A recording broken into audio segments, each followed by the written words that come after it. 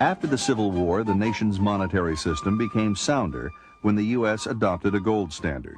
We went back on the gold standard in 1879 and had probably the greatest period of growth and of prosperity ever in the country's history.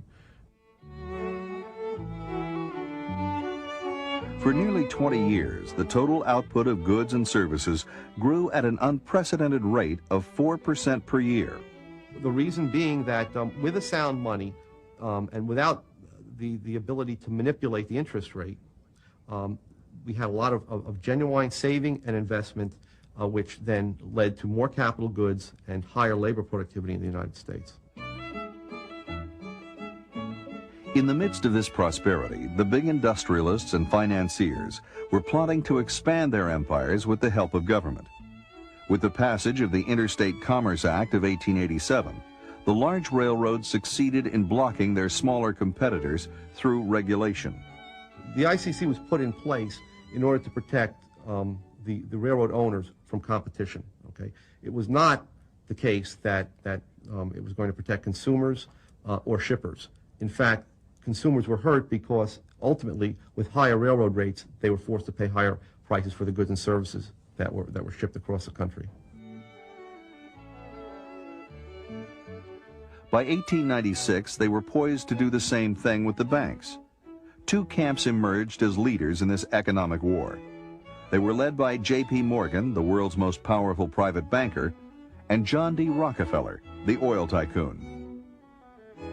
Morgan and Rockefeller were great adversaries, but despite their business differences, they both favored a central bank. They wanted cheap credit and an inflated money supply to finance the expansion of their empires. Together, they led the campaign to sell the idea to the American public, which later led to the founding of the Federal Reserve. If the American people got wind of the fact that this bank was not in their interests, okay, if in fact they understood that it was in the interests of the financial elites who would use it to inflate the money supply and in doing so increase their own revenues, they would have been held to pay. The legislation would have never passed under those conditions. So it had to be sold to the American people as a way of making their currency more elastic. The bank reform campaign received a boost in 1907 when there was a run on some of New York's biggest banks thanks to their fractional reserves. Panic spread among depositors who got wind of the bank's insolvency and tried to withdraw their money. The Knickerbocker Trust failed, and two other institutions went to the brink of bankruptcy despite a $35 million bailout from J.P. Morgan.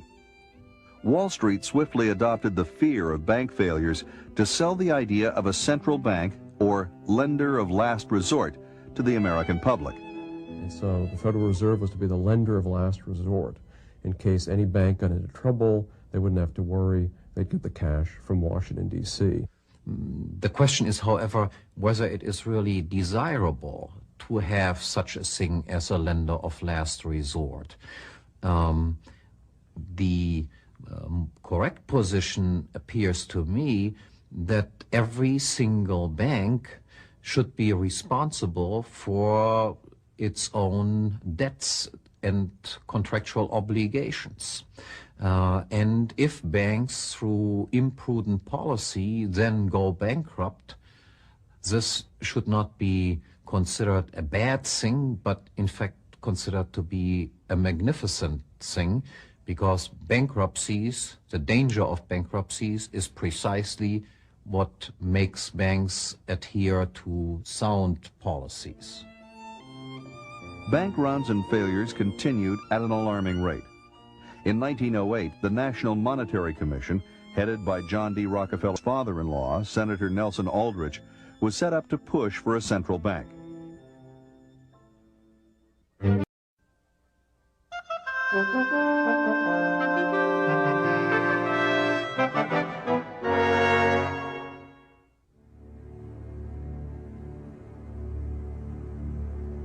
The Federal Reserve System virtually controls the nation's monetary system.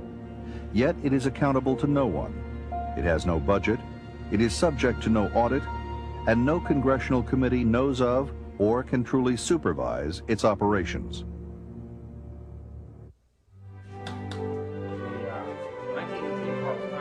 These are the words of the late Professor Murray N. Rothbard, economist and academic vice president of the Ludwig von Mises Institute. The Institute is dedicated to the ideals of a free market and sound money.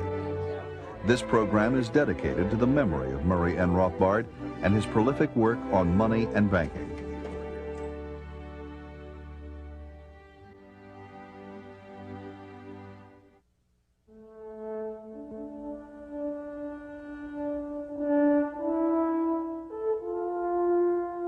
For more than 20 years, the living standards of middle-class Americans have steadily declined. Incomes have remained flat or fallen, and the opportunities and security we once took for granted have begun to fade. For most families, one income no longer pays the bills. It requires 2 or more incomes to afford a home, pay medical and child care expenses, and put children through school. Unless present trends change, young workers are unlikely to ever live as well as their parents. Good jobs with a future are harder to come by. Education doesn't count for what it once did. Taxes continue to rise, while Social Security is going bankrupt. Private pensions are no longer reliable. Economic volatility and uncertainty are on the rise. Politicians espouse numerous theories about the cause of this country's economic woes. Seldom, however, do these officials look below the surface. The roots of our economic ills can be traced to central banking and our present monetary system. The Federal Reserve claims to manage our money. Instead, it makes our money worth less and less every day. It has generated continuous and worsening business cycles and lowered our living standards. It's really no different from a burglar in your house wanting to steal your money. That's what the Federal Reserve does. It depreciates your savings, it takes away your economic security, and it ought to be treated as an institution that does that rather than something of alleged benefit. Money is supposed to serve as a reliable standard of economic value, not a source of instability. Until we restore sound money and take away the government's ability to debase it, we have little hope of restoring the freedom and prosperity that made America great. And we really have a choice of what we want in money. Do we want money that's going to be losing its value every year, or do we want money that's going to be gaining in value? If you are happy with your money losing value, then you want the present system. If you want money to increase in value, then you want a gold standard. To limit chronic inflation and boom-bust business cycles, the currency must be backed 100% by gold. That would remove the Fed's ability to print money, which amounts to no more than legalized counterfeiting. Instead, there would be a monetary system where gold serves to anchor the dollar, rather than the fiat reserves created by the Fed. If we were to establish a real gold standard, the average American family would benefit tremendously. First of all, there'd be more jobs, better jobs, more secure jobs, more business opportunities, no more business cycle, no more recessions and depressions. People's savings would be secure. You wouldn't have to worry if you put away money for your old age that its value would be stolen by the central bank and by the central government as they are today. Under a 100% gold standard, there would be no place for fractional reserve banking. For checking accounts and other demand deposits, the banks would keep reserves on hand to meet depositors' claims. Banks would receive a fee from their customers for keeping their gold. In loan banking, investors would hand over their money for a fixed period of time to earn interest. Once the gold standard is in place, individual bank depositors would always have access to their money, and investors would be kept informed of their balance sheet. And at a national level, a tight rein would be kept on government spending.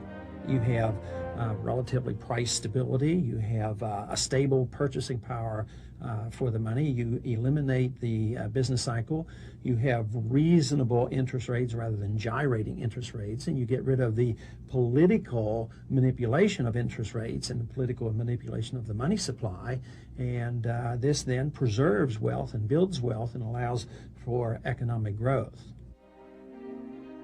It's as simple as this.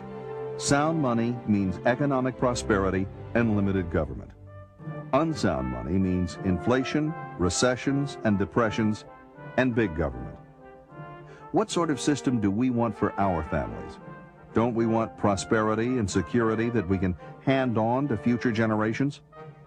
Transition to a gold standard will not be easy, but as Murray put it, the alternative is much worse.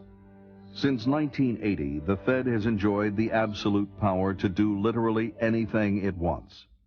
To buy not only U.S. government securities, but any asset whatever. To buy as many assets and to inflate credit as much as it pleases. There are no restraints on the Federal Reserve. The Fed is master of all it controls.